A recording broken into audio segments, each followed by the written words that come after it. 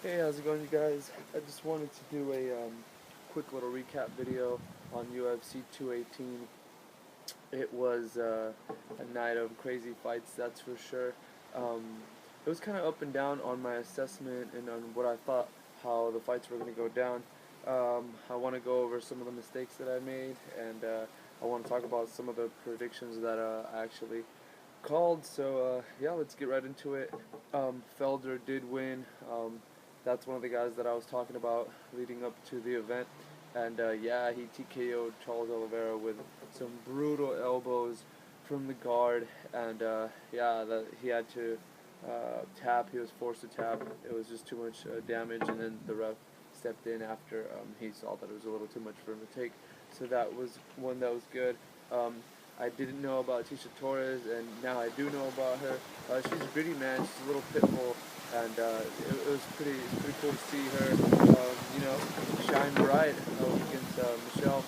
So that's 2 losses in a row for Michelle. I feel bad for her, but I wish her the best of luck in moving forward in her career. Now moving on to the next fight that I got wrong. It was Henry Cejudo and Sergio Pettis. Yeah, I miscalculated that one.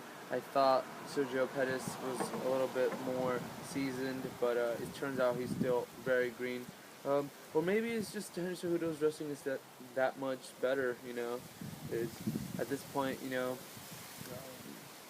just going to go with Henry Cejudo's wrestling was just too much for Sergio Pettis, so I'm just going to go with the next fight on the card that I called incorrect.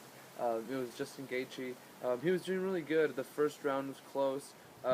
The second round, I believe he lost to Eddie. I believe that was Eddie was coming back, and then the third round was swinging around again. It was back and forth, and some people were saying Justin was tired. I don't think he was tired. I think he was more damaged than anything, and sometimes it's very hard to be able to assess when someone's damaged over tired. So yeah, he took a big knee from Eddie at that point, and it was over, lights out, and a tremendous KO and comeback win by Eddie Alvarez. And it's I bet you he feels really good about that, especially after Justin was all talking all that shit, saying he wasn't on his level and stuff like that. So yeah, congrats to Eddie Alvarez on the comeback trail.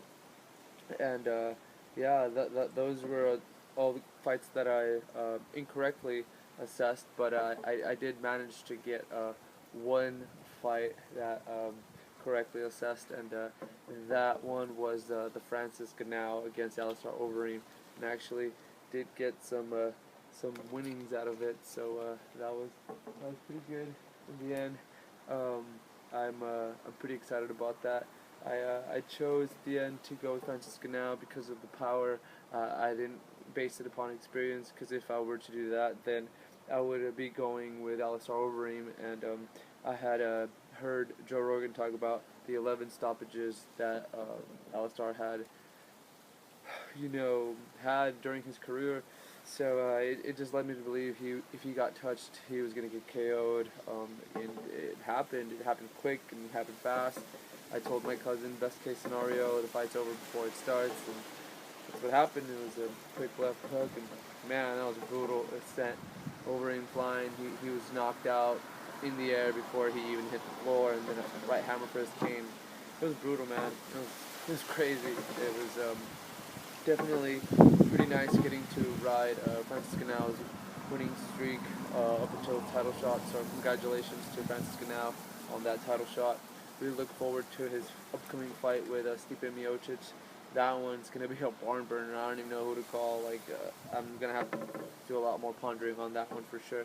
And moving on to the main event, I called Max Bless Holloway to win, and he did it again in his third round.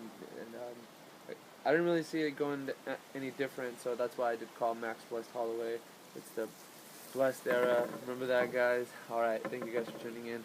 See you guys later.